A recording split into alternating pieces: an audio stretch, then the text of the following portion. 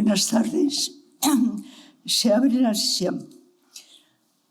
Invito a los señores académicos numerarios, excelentísimo señor don Enrique Moradillos García y excelentísimo señor don José Manuel Nieto Soria, a que acompañen a la señora académica electa en su comparecencia en el estrado.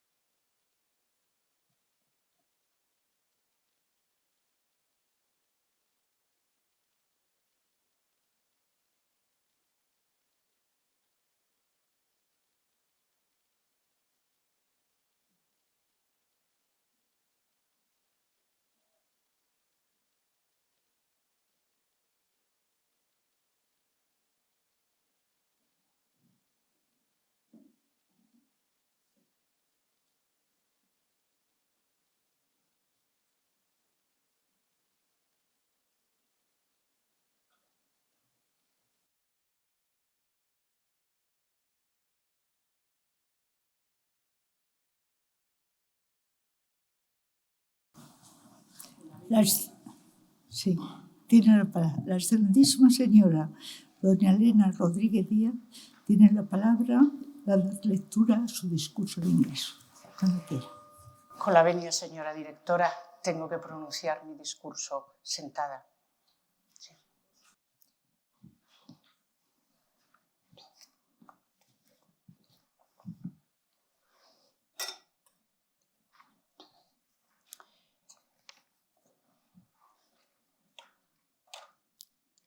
Con la venia. Excelentísima señora directora de la Real Academia de la Historia, excelentísimos señoras y señores académicos, excelentísimo y reverendísimo señor arzobispo de Toledo, excelentísima señora rectora magnífica de la Universidad de Huelva, señoras y señores. No resulta nada fácil transmitir los sentimientos y emociones entremezclados que me embargan en el día de hoy y que han dominado mi ánimo desde que tuve noticia de la presentación de mi candidatura para ser miembro de número de la Real Academia de la Historia. La primera emoción fue una enorme sorpresa, jamás imaginada, porque tan eminente institución hubiera visto en mí méritos suficientes para reincorporar mi especialidad tras más de 40 años sin ningún numerario que la representara en esta docta casa. A la par que el asombro está la gratitud, una gratitud inmensa a los señores académicos que pensaron en mi persona para formar parte de esta Real Academia y en especial a don Luis Agustín García Moreno, doña María Jesús Viguera Molins y don Enrique Moradillos García, que presentaron y defendieron mi candidatura, cuyos nombres y altura intelectual engrandecen la insigne distinción que me han hecho. Mi agradecimiento más sincero va dirigido también a todos y a cada uno de los excelentísimos señores académicos que juzgaron mis méritos con benevolencia y generosidad, con un reconocimiento especial a la excelentísima señora doña María Jesús Viguera Molins, encargada de contestar a este discurso. Fue en mi familia donde me inicié muy pronto en el amor por los libros y por el estudio, así que debo comenzar por agradecer a mi familia este ejemplo, en especial a mis padres, María Esperanza Díaz Piñán y Eloy Rodríguez Ruiz. Pero la expresión de mi gratitud en el día de hoy no estaría completa si no reservara un espacio para mis maestros, empezando por quienes me formaron en la Universidad de Oviedo. De aquellos tiempos quiero destacar a las dos personas que más me influyeron. María Josefa Sanfuentes, bajo cuyo magisterio hice la memoria de licenciatura y la tesis doctoral, y Juan Ignacio Ruiz de la Peña Solar, triste y tempranamente desaparecido, porque mi filiación académica procede de su escuela de medievalismo y, sobre todo, de la Escuela Sevillana de Paleografía y Diplomática, a través de la propia María Josefa Sanz Fuentes, pero también gracias a todo lo que seguí aprendiendo con el paso de los años de colegas como Carmen del Camino Martínez o María Luisa Pardo Rodríguez, miembros ilustres de un linaje científico que iniciara don Agustín Millares Carlo, el maestro indiscutible de la paleografía española, a cuya escuela también pertenezco en mi caso en cuarta generación. Mis agradecimientos tendrían que ser muchos más, con nombres de otros compañeros con los que he compartido charlas enriquecedoras y que han respaldado mi trabajo en la Universidad de Huelva, en la Universidad de Sevilla, en la Universidad de Córdoba y en otras instituciones científicas y académicas de España y de fuera de España. Solo quiero finalizar mencionando a dos maestros muy apreciados, de los que he aprendido mucho, que creyeron en mí y me apoyaron en momentos importantes de mi trayectoria científica: Manuel Cecilio Díaz y Díaz y Stefano Sapponi.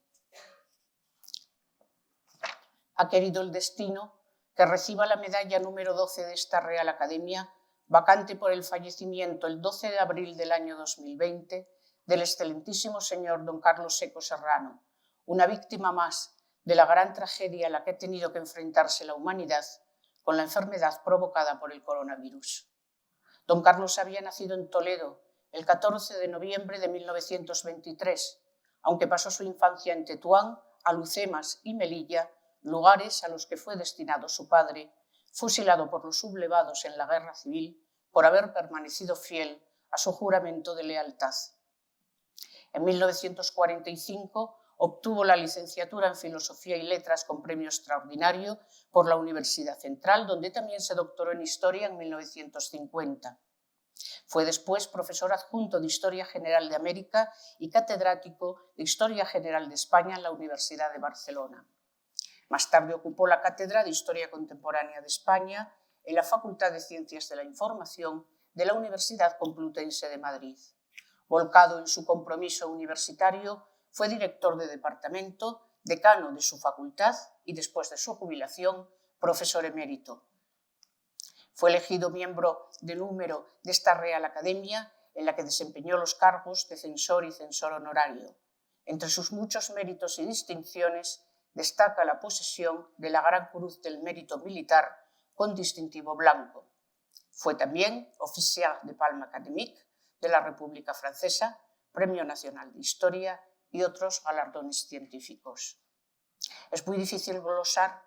el extenso magisterio y la copiosa producción y trayectoria de quien fue uno de los más eminentes historiadores de su generación y especialista en la historia política de la España contemporánea. A lo largo de más de 50 fructíferos años, Carlos Seco abarcó un amplio espectro cronológico con cerca de 200 trabajos y más de 40 libros publicados que se distinguieron por el rigor científico y la labor minuciosa del historiador concienzudo en la búsqueda de la verdad desde su sentir humanista y liberal. De su ingente producción destacan el volumen sexto de la Historia de España, dirigida por Luis Pericot, que fue considerada el primer acercamiento objetivo a la Guerra Civil, escrito por un autor español. El estudio que recibió el Premio Nacional de Historia, titulado Militarismo y Civilismo en la España Contemporánea, y los dos volúmenes de 1979 y 2002 sobre la España de Alfonso XIII.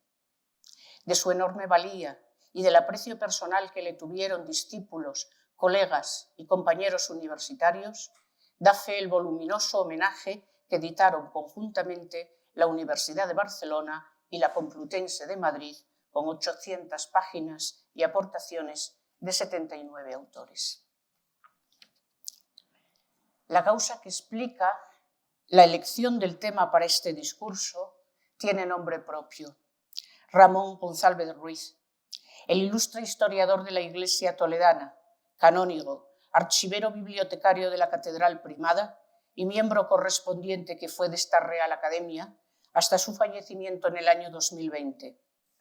Durante años me insistió en la necesidad de estudiar de forma comparada varios códices que transmitían la obra apologética de San Ildefonso sobre la virginidad de María, titulada Libellus de Virginitate Sanctae Mariae contra tres infideles, que estaban relacionados con Toledo y que se enmarcaban entre los años finales del siglo XI y los primeros del XIII, es decir, en el periodo posterior a la conquista cristiana de la ciudad en 1085.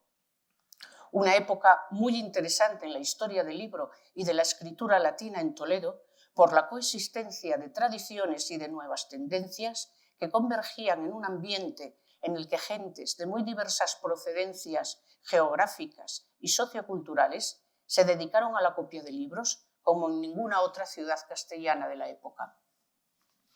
Sabedor de mi inclinación por el mundo mozárabe, González me insistía también en la necesidad de retomar el estudio de los códices visigóticos toledanos.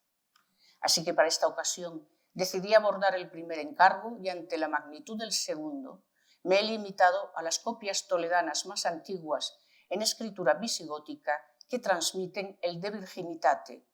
de tal manera que esta obra sirve de hilo conductor para efectuar un recorrido por la historia del libro y por la historia de la escritura en España y en Toledo hasta principios del siglo XIII.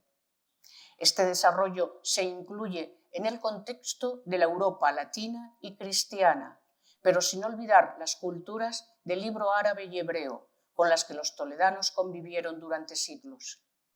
Fue necesario también acudir a la antigüedad romana y tardía, por tratarse de las raíces históricas del libro latino, y recurrir, cuando fue preciso, a la epigrafía, la liturgia, la musicología, la historia de los textos y la historia del arte, disciplinas que confluyen en la dimensión de la historia de la cultura, que es el devenir del libro manuscrito. En la definición de los aspectos codicológicos de la producción toledana durante el periodo analizado, se debe comenzar por el pergamino hispano, que sufrió la misma evolución que en el resto de la Europa latina, desde los antiquiores a partir de una membrana de alta calidad, muy fina y poco contrastada, que llegó a la Alta Edad Media, como se observa en varios códices copiados en los ambientes cristianos de Al-Ándalus, en los que a veces cuesta trabajo distinguir la cara de pelo de la pars munda. Este pergamino derivó hacia un soporte cada vez más contrastado hasta llegar a la variante más interesante de todas, usada en Toledo desde el último cuarto del siglo XII, que posee una singularidad que la distingue del resto de las pieles del occidente peninsular, al ser una membrana ultrafina, con una cara de carne muy blanca, aunque con una cara de pelo oscura y muy contrastada. La presencia de este tipo de soporte, muy bien documentado entre 1190 y 1282, se convierte en esta época en evidencia clara de procedencia toledana.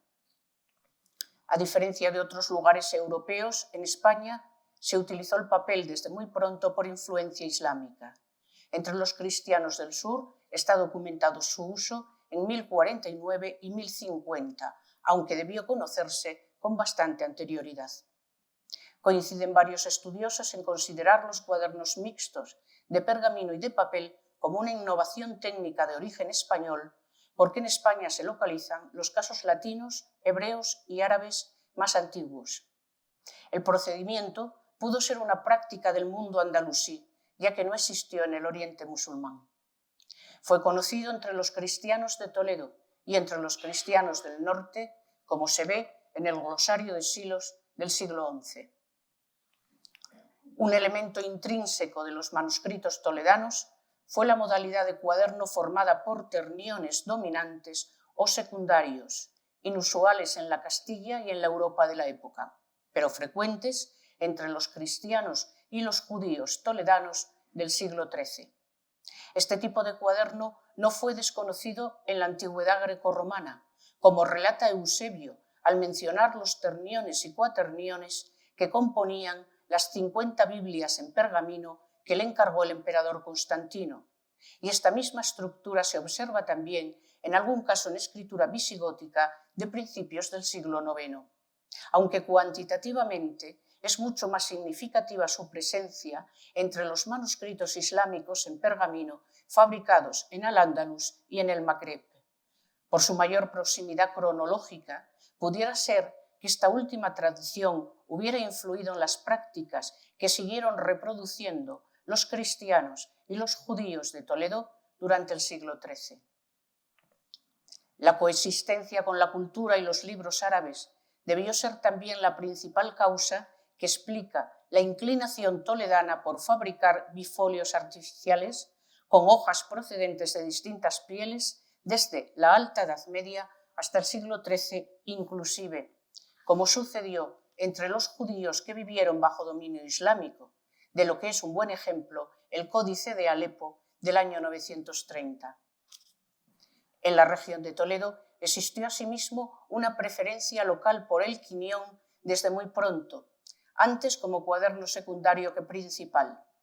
Los testimonios mozárabes más antiguos, como el escurialense T224 con las etimologías de San Isidoro copiado en el siglo X,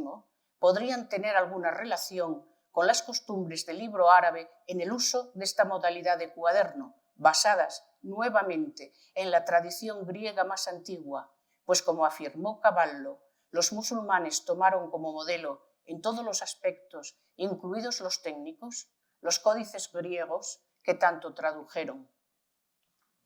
En los años 30 del siglo XIII se dejaba la cara de carne al exterior de los cuadernillos, en este caso en paralelo a lo sucedido en Francia o en Italia durante la misma época, y por lo que se sabe hasta el momento, antes en Toledo que en otros lugares de Castilla y de León, quizás ahora por la presencia en la ciudad de intelectuales extranjeros que portaron con ellos sus propias tradiciones técnicas y gráfico-culturales.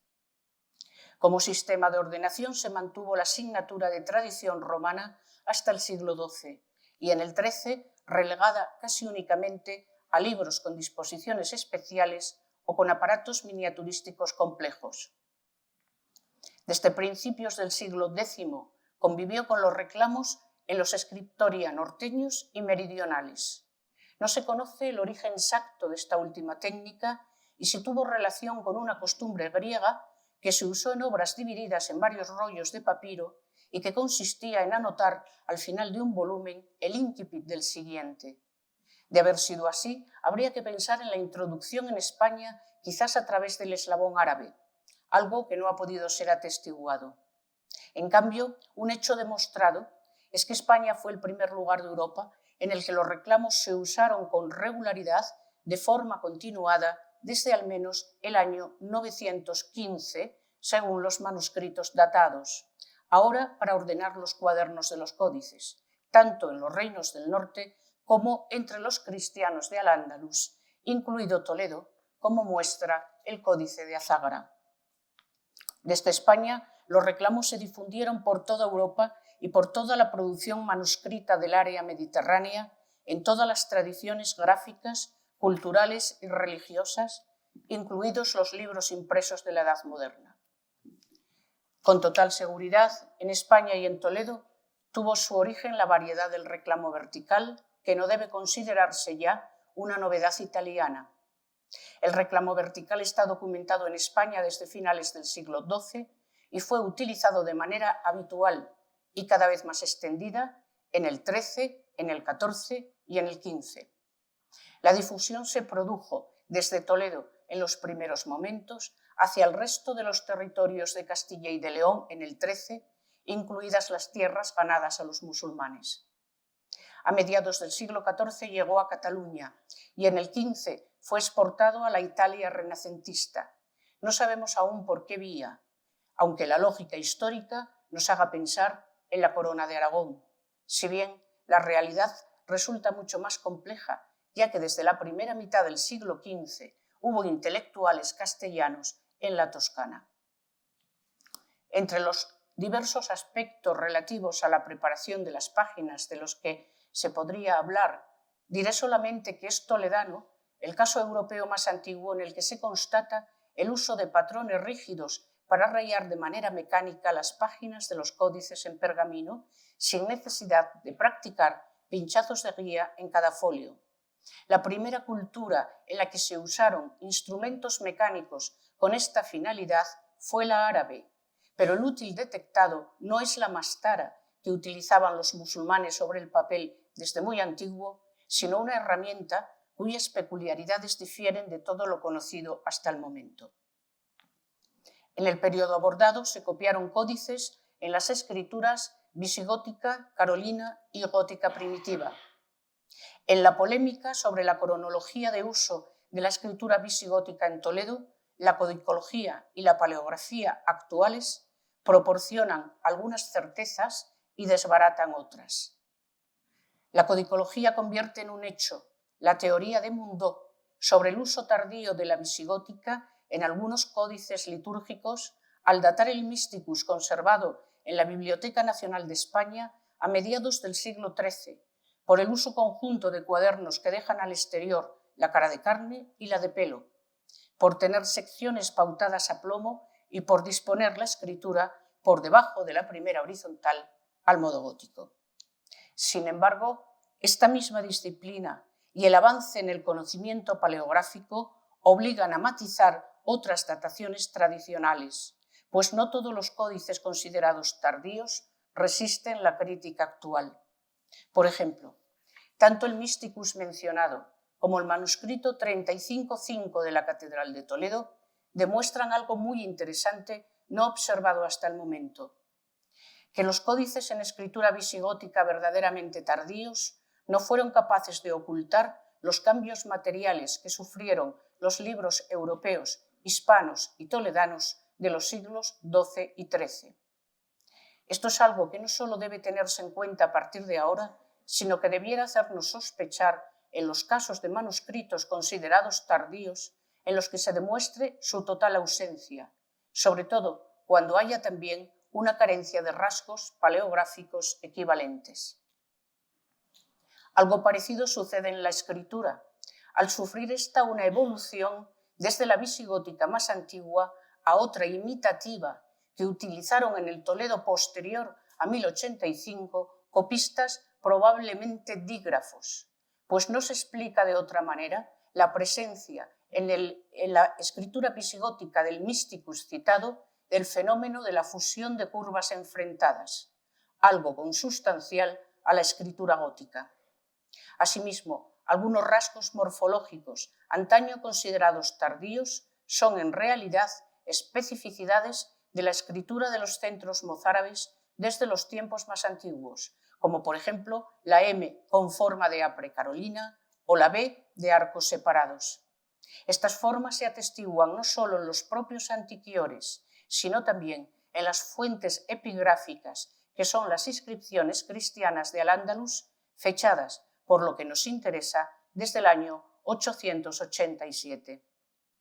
Un último aspecto que quiero resaltar es que al cotejar varios códices litúrgicos toledanos en escritura visigótica, la codicología muestra la existencia de un atributo común. Casi todos tienen algún tipo de intervención y adaptación posterior en la estructura material, en la escritura, en el texto, en la música o en todos estos aspectos al mismo tiempo.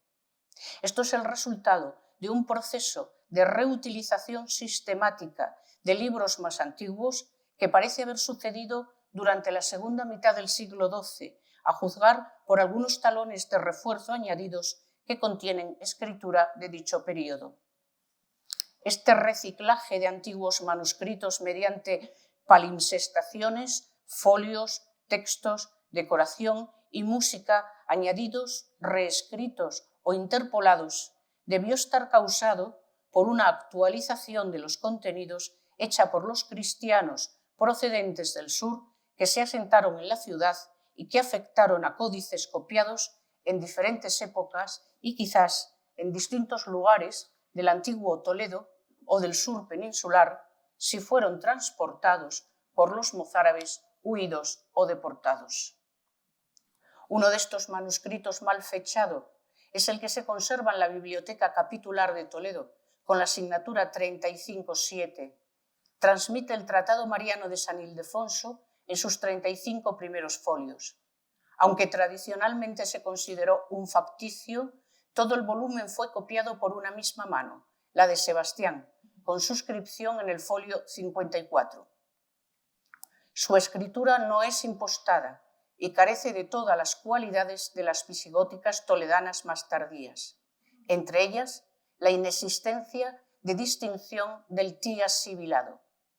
Hay que subrayar que los códices copiados en ambientes mozárabes libres de sospecha en su datación demuestran la existencia de un proceso de difusión similar al acaecido en los reinos del norte en lo relativo a la diferenciación gráfica del ti sibilante, ausente en el siglo IX y ya asentada en la segunda mitad del X. Por su parte, los manuscritos en visigótica tardía con escritura imitativa distinguen este rasgo fonético y paleográfico o cometen errores en su uso, por lo que la ausencia sistemática de tales indicios en casos como el del 35-7, que además carece de anacronismos codicológicos y presenta una irregular separación de palabras, dejan en entredicho las cronologías tradicionales y ponen de manifiesto la necesidad de efectuar una verificación comparada y multidisciplinar de la producción toledana en escritura visigótica, sea o no de naturaleza litúrgica, intentando evitar posturas a priorísticas y condicionadas. Lo que hoy se puede afirmar con respecto al 35-7 es que no existe base fidedigna de carácter paleográfico o codicológico para fundamentar una datación en el siglo XII o cercana a esta fecha. El segundo códice con el Tratado Mariano de San Ildefonso también está escrito en visigótica. Fue copiado por el arcipreste Salomón y se terminó en Santa María de Alfizén en 1067, 18 años antes de la rendición de la ciudad ante Alfonso VI. Se conserva en la colección Asburjan de la Biblioteca Medicea Laurenciana de Florencia. En su fabricación participaron 4 o 5 personas: el artesano que preparó las páginas, el copista que no supo interpretar bien el pautado, el corrector que usó una escritura diferente del escribano y 1 o 2 iluminadores.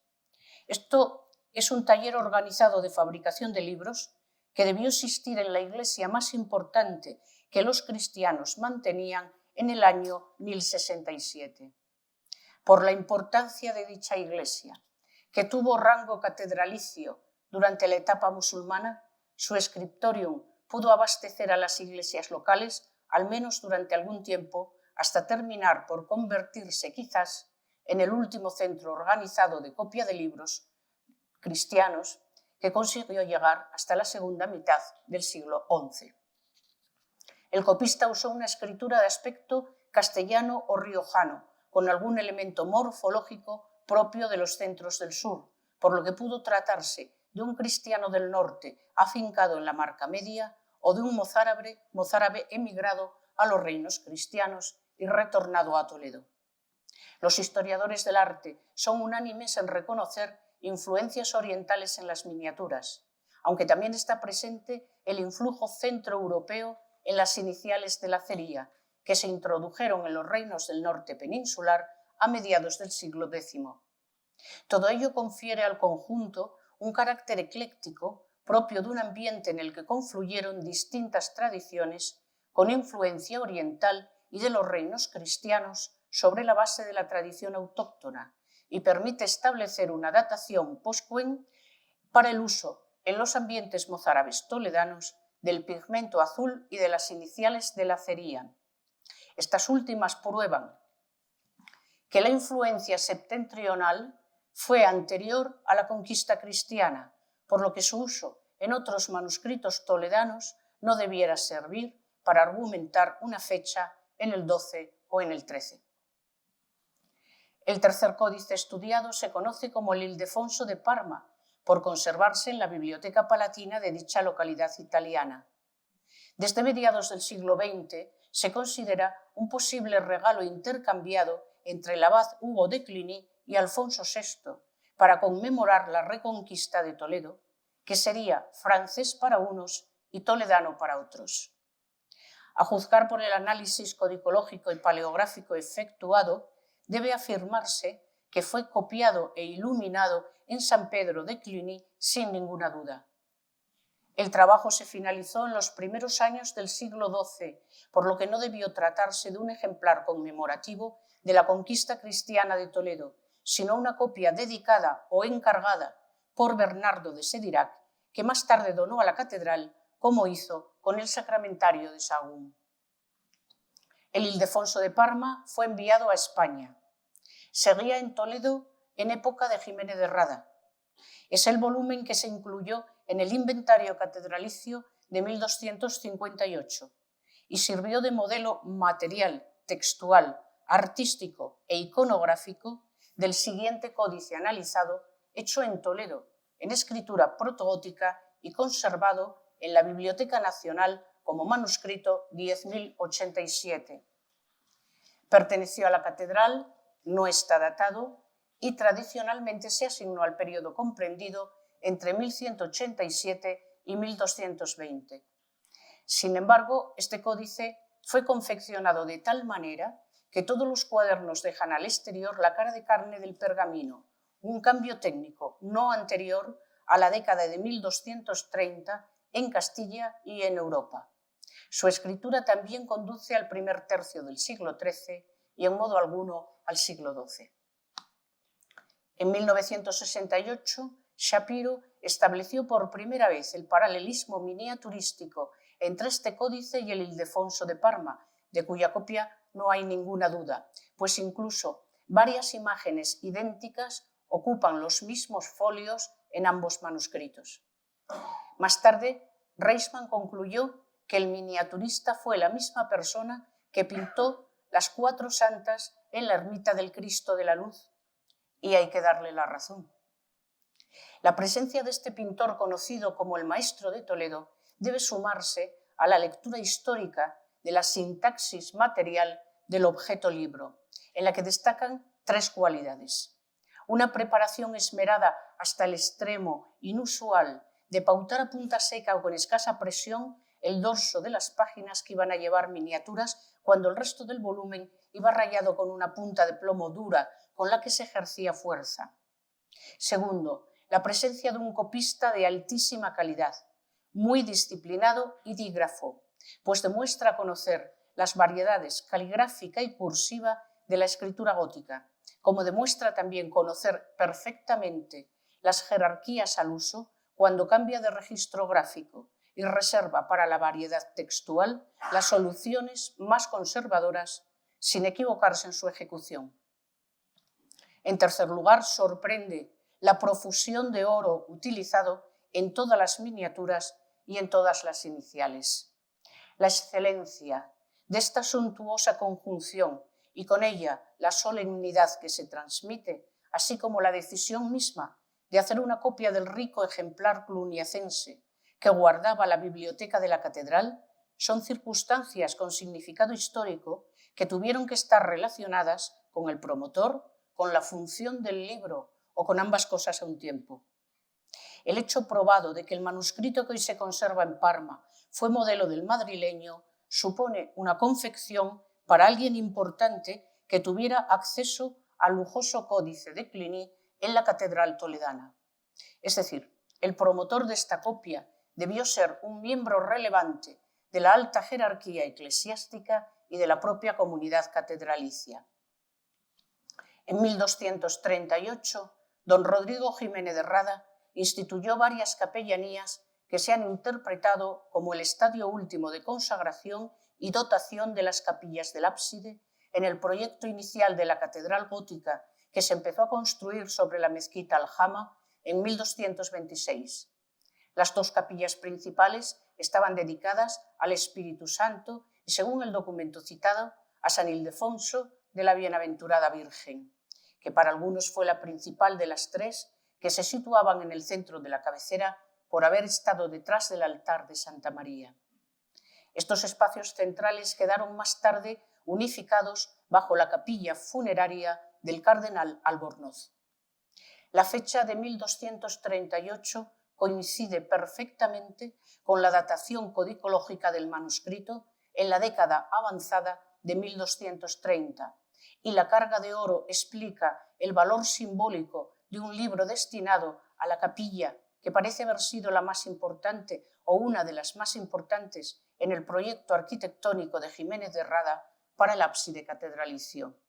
Naturalmente, el miembro relevante de la comunidad eclesiástica toledana con acceso al modelo y promotor de esta copia debió ser el propio arzobispo don Rodrigo Jiménez de Rada.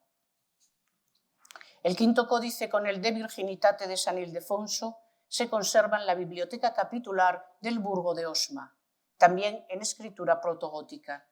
Está datado en el año 1208 y fue copiado por Domingo López, subdiácono de la parroquia de San Vicente, que ha de ser la toledana sin ninguna duda, porque uno de sus cuadernos se confeccionó con el típico pergamino muy fino y muy contrastado.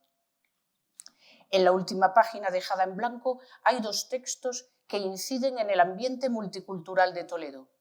El primero, en escritura y lengua latina, está destinado a las parturientas a recomendar el uso de un cuadrado mágico de orden 3 con una función talismánica que procedía de la tradición árabe.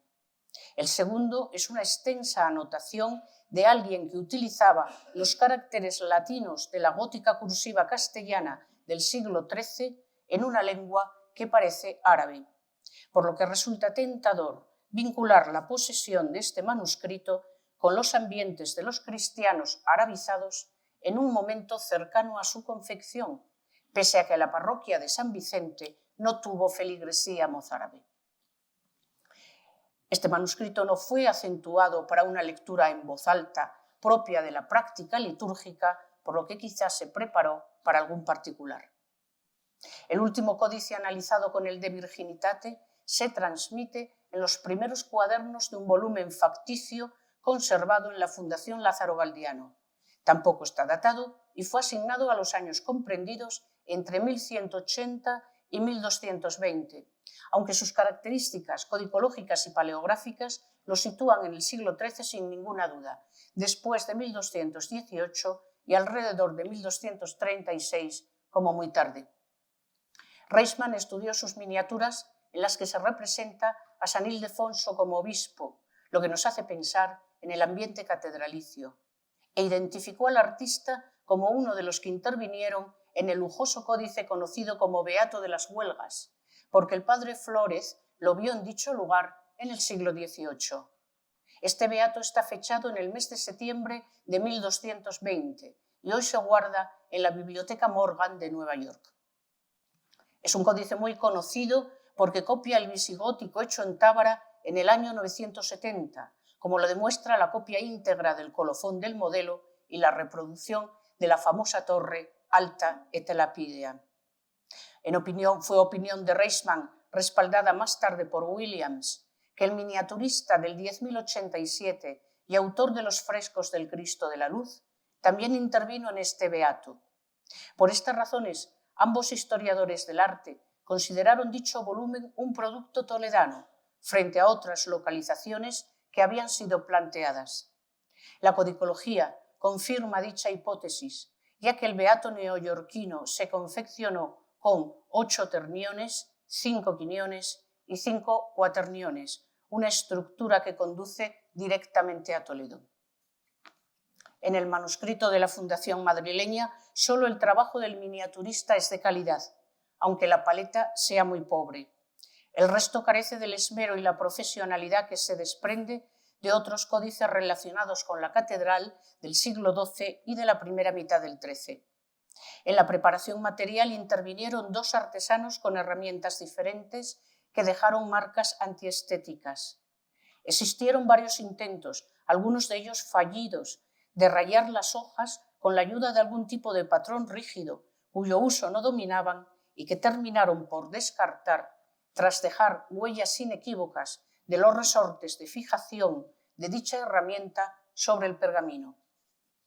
Hubo una mala planificación del trabajo de copia que provocó errores en la división del texto y un copista neófito que tenía serios problemas con el latín y que no sabía disimular los efectos del cansancio. En conjunto, el manuscrito es una obra mediocre encomendada a artesanos de poca calidad, con pocos medios y donde solo se salva el trabajo del miniaturista.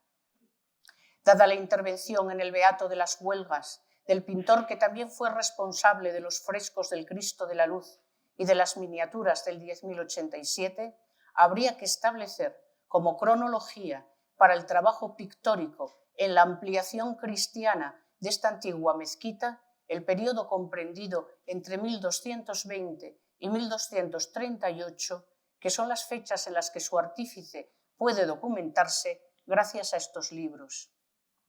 En dicho periodo se incluye la obra pictórica más antigua de la iglesia de San Román, hoy Museo de los Concilios y de la Cultura Visigoda, que fue consagrada en 1221 y que los historiadores del arte relacionan con el Maestro de Toledo. El análisis sincrónico de estos tres códices protogóticos que transmiten la misma obra de San Ildefonso trasluce similitudes en su fisonomía porque todos proceden de idéntico origen geográfico, Castilla y Toledo, y de una época muy próxima entre sí, primer tercio del siglo XIII. El parecido en la escritura deriva del uso de una gótica textual primitiva propia del mundo castellano, pero al mismo tiempo los tres códices son diferentes al haber sido confeccionados por diversos amanuenses y destinados a usos distintos. Parece que en la primera mitad del siglo XIII existió una revitalización local del interés por el Tratado Mariano de San Ildefonso, porque a los códices estudiados podría sumarse algún otro ejemplar que precisa un análisis monográfico y comparado con una de las copias más antiguas de la obra histórica de Jiménez de Rada. Quizás esta revitalización estuviera relacionada con la construcción de la catedral gótica. El examen diacrónico y comparado de las técnicas utilizadas en los libros hispanos y toledanos, antiquiores y recentiores, que se ha hecho, revela dos fenómenos aparentemente contrapuestos, el de la continuidad y el de la innovación. Desde la perspectiva paleográfica, la principal permanencia toledana fue la presencia de la grafía visigótica hasta mediados del siglo XIII, aunque para entonces fuera ya un remedo de las escuelas escritorias más florecientes. En el plano codicológico hubo continuidad en esencia en técnicas procedentes de la antigua tradición grecorromana, visigoda y altomedieval, junto a algunos procedimientos enraizados o difundidos por el libro árabe, en una simbiosis cultural que se manifiesta en manuscritos de diversos contenidos y no solo en aquellos con traducciones orientales, como podría pensarse. El otro fenómeno que caracteriza esta producción son las novedades, algunas de origen local y otras desarrolladas en paralelo a las corrientes europeas de la época, sin retraso alguno en la asimilación de las transformaciones ultrapirenaicas. Muchas gracias.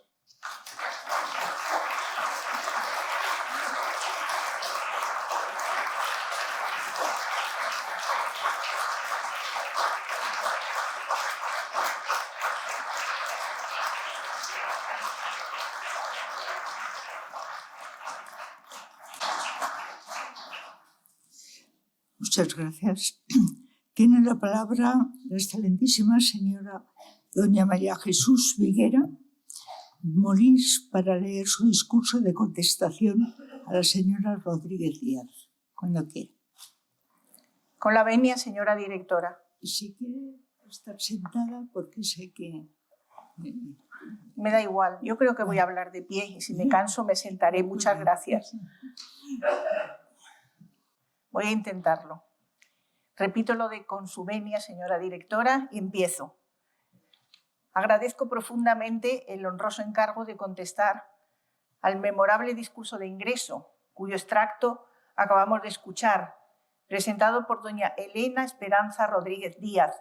cumpliendo así este solemne requisito para ejercer plenamente como académica numeraria de la Real Academia de la Historia, tras ser elegida en sesión académica del 30 de junio de 2023 para cubrir la medalla académica número 12, vacante por fallecimiento de don Carlos Seco Serrano, a quien doña Elena se ha referido en este discurso suyo tan elogiosamente como este gran historiador merece.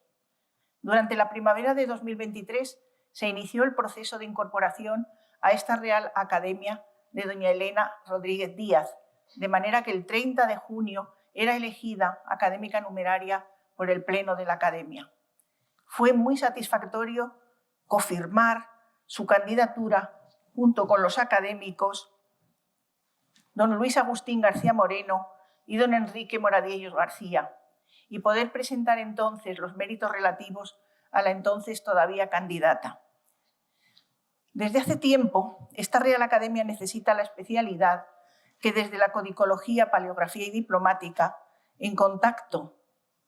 directo, crítico y experto con las fuentes textuales y documentales, aporte amplios recorridos y fundamentados avances en el conocimiento histórico, para beneficio, desde la antigüedad en adelante, en una transversalidad y con una profundidad que saben y suelen cumplir quienes mejor conocen las ahora llamadas ciencias y técnicas historiográficas, gran camino para aprovechar con sentido cabal los legados escritos, pues solo un buen especialista puede decidir sobre identificaciones temporales y de autoría y comprobar escrituras y contenidos del admirable patrimonio textual,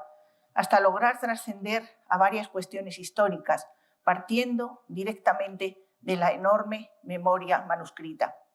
En todo esto, desde los productos paleográficos hasta sus significados y representaciones, sobresalen las aportaciones de quien hoy presenta su discurso, la doctora Rodríguez Díaz, con aplicaciones significativas que recorren desde la antigüedad tardía hasta la edad moderna.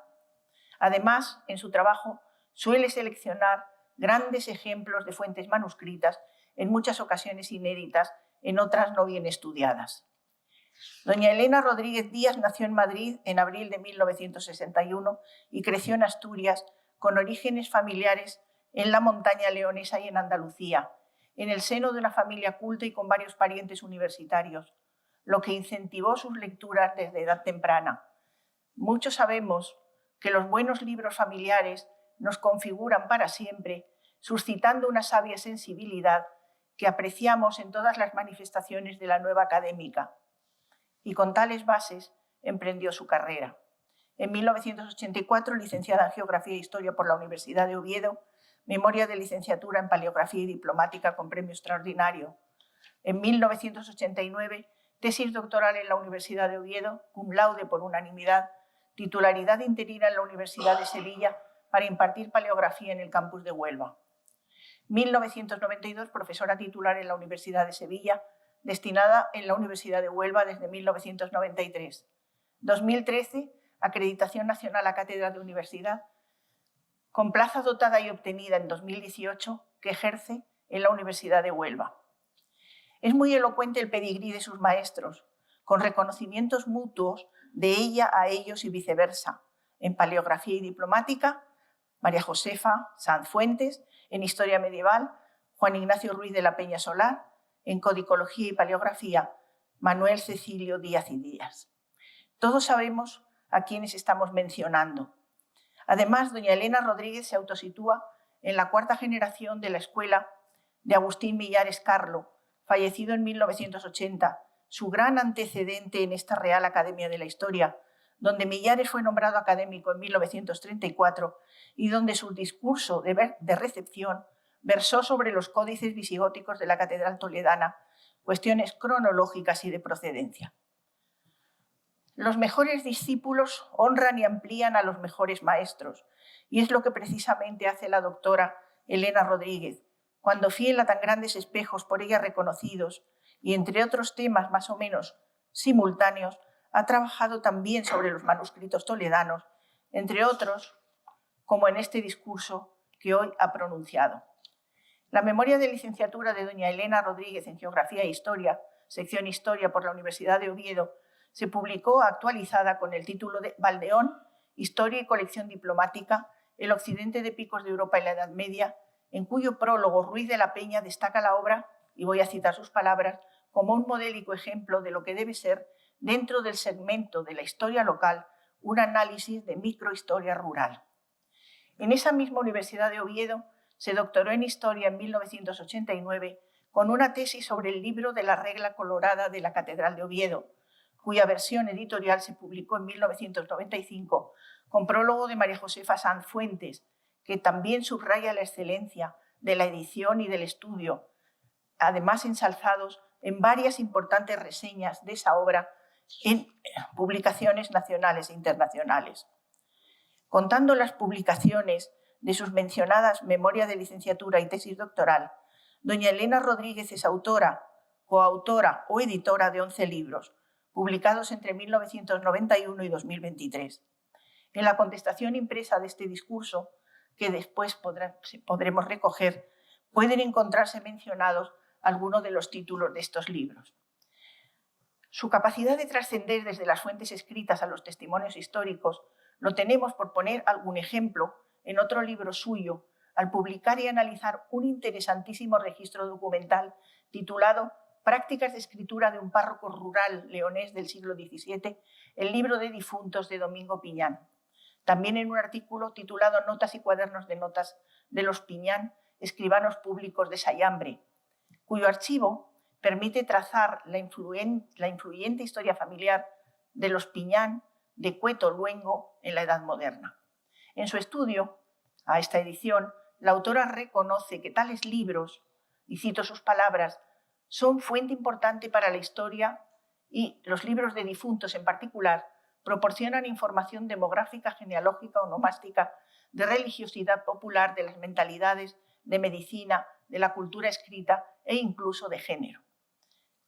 La clara determinación con que esta solvente paleógrafa elabora lo histórico destaca también desde los títulos de sus publicaciones, como en su citado libro sobre Valdeón, con un significativo subtítulo, Historia y colección diplomática.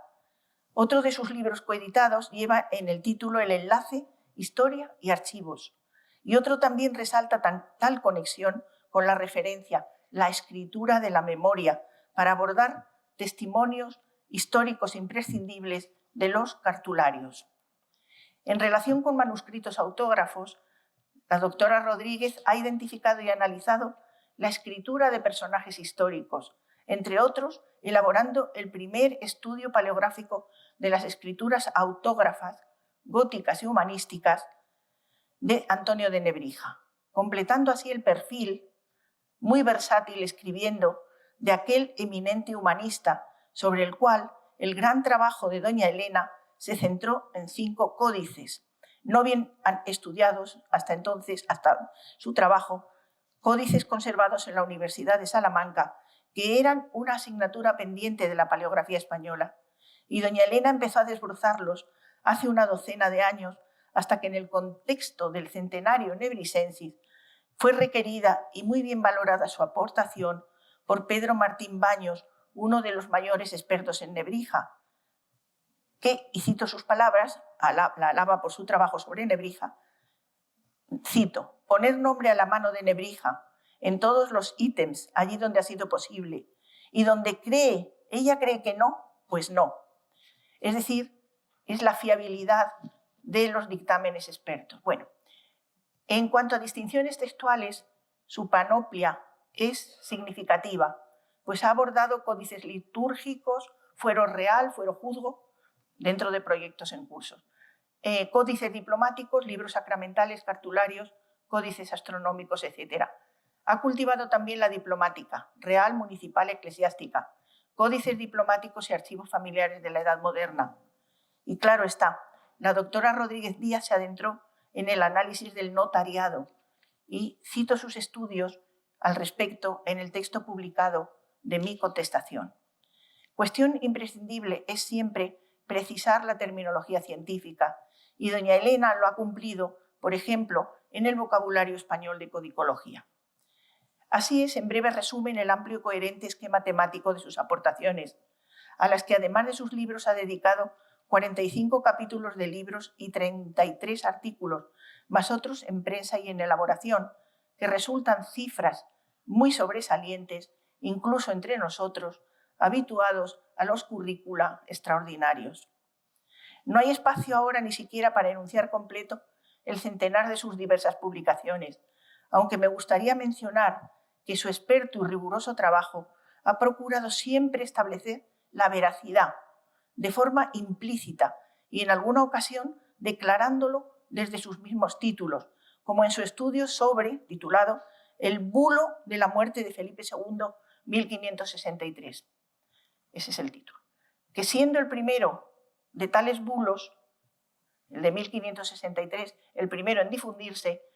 suele datarse en 1564, pero la doctora Rodríguez Díaz lo ha documentado en la Navidad de 1563. Y claro, a propósito de esto, hay que citar los objetivos de esta Real Academia de la Historia, desde su fundación en 1738, con sus normas estatutarias que se proponen aclarar, y cito la norma, que se proponen aclarar la importante verdad de los sucesos, desterrando las fábulas introducidas por la ignorancia o por la malicia, conduciendo al conocimiento de muchas cosas que oscureció la antigüedad o tiene sepultado el descuido. Fin de esta cita, definiendo como fin esencial estos estatutos, fin esencial del cultivo de la historia, el purificar y limpiar la de España de las fábulas que la deslucen. Y ese artículo citado y todo el resto de su obra es un buen ejemplo de esto. Pero no se trata solo de cantidad, de estas cantidades que he mencionado, sino de unas cualidades siempre distinguidas, como puede apreciarse en la entidad de sus colaboraciones, alternando doña Elena desde sus comienzos con especialistas reconocidos de la anterior generación. Por ejemplo, Sanz Fuentes, nacida en 1947, Emiliano Fernández Ballina, nacido en 1943, y Joaquín Yarza Luaces, 1936, fallecido en 2016. Alternando en colaboración, digamos en pie de igualdad. Cantidades y cualidades y calidades que han propiciado su enorme prestigio nacional e internacional. Consideremos que del centenar de sus publicaciones, una gran parte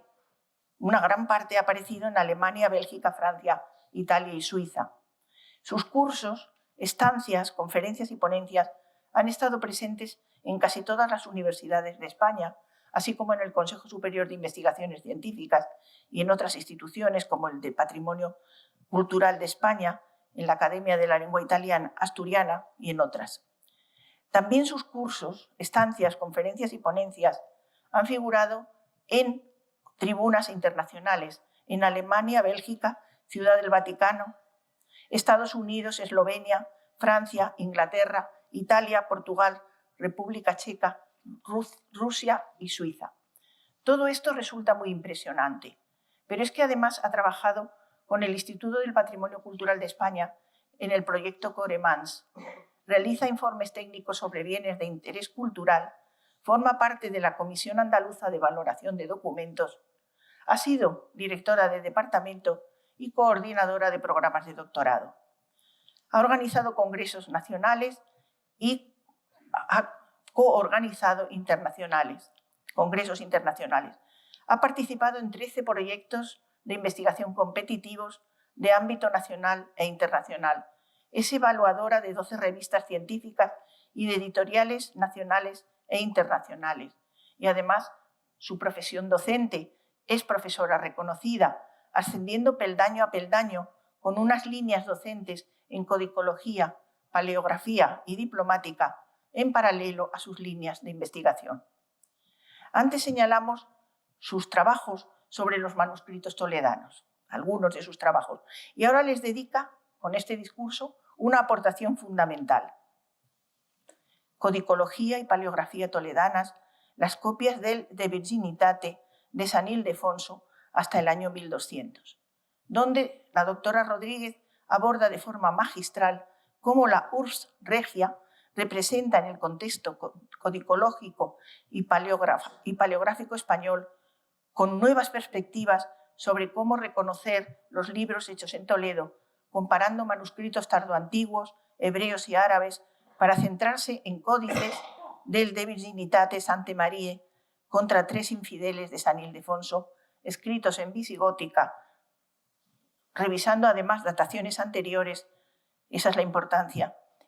una de las importancias de su trabajo, y atendiendo a aquellos trascendentales ambientes mozárabes de los siglos X y XI, y en gótica, estos relacionados con la catedral y con la mezquita ermita del Cristo de la Luz. Todos hemos apreciado los méritos de su discurso. Como colofón, ¿qué aporta a la académica que hoy ingreso? Pues aspectos que benefician al conjunto de la Real Academia de la Historia, tan esenciales como son los contenidos en el ejercicio experto de la paleografía, codicología y diplomática, para conocer las escrituras con sus orígenes, evolución, difusiones y usos,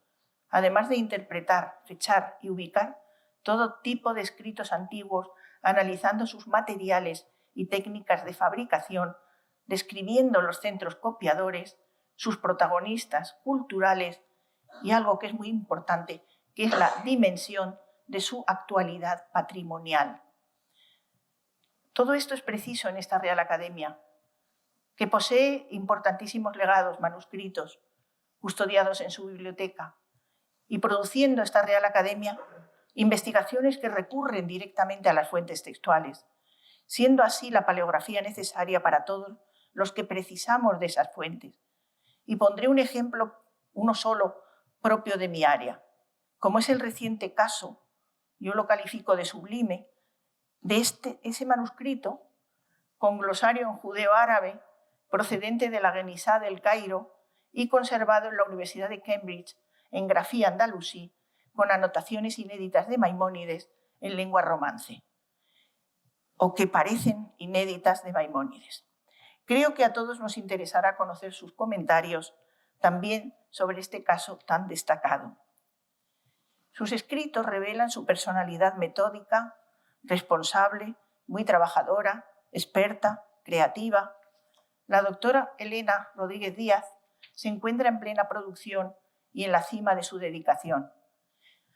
Llega a esta Real Academia donde es especialmente importante que la paleografía, la diplomacia y la codicología, aplicadas con alto provecho histórico, recorran varias cronologías y espacios para procurar además colaboraciones entre disciplinas diferentes con aplicaciones transversales desde la tradición material y gráfica romana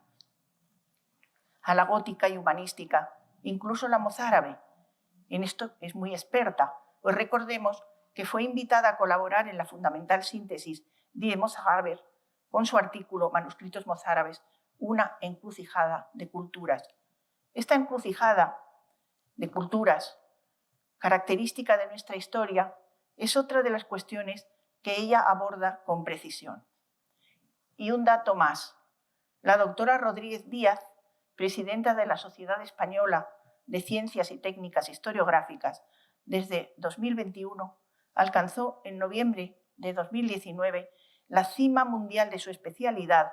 al ser elegida miembro del prestigioso Comité Internacional de Paleografía Latina mediante votación de 70 miembros de 26 países y 4 continentes. Bienvenida.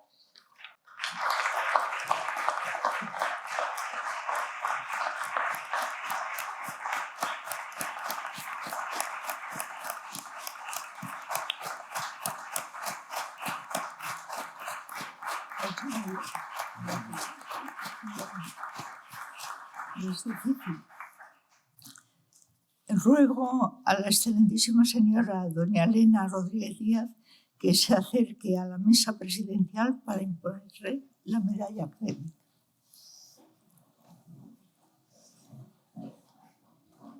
Enhorabuena a sus primos. ¿Entrará por la cabeza? No. Ay.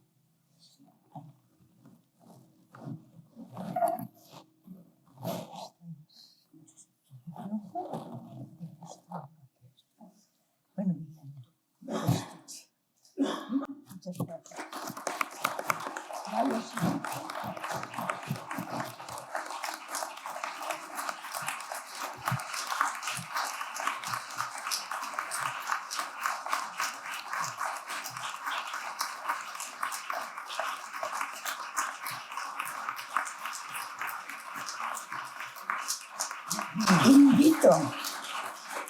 Invito a la excelentísima señora doña Elena Rodríguez Díaz que pase o ocupe su sitio entre los académicos.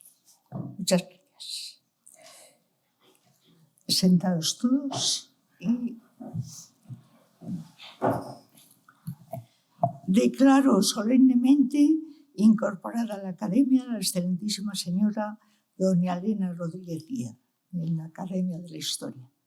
Muchas gracias a todos por su asistencia. El acto ha terminado y se levanta la sesión. Enhorabuena por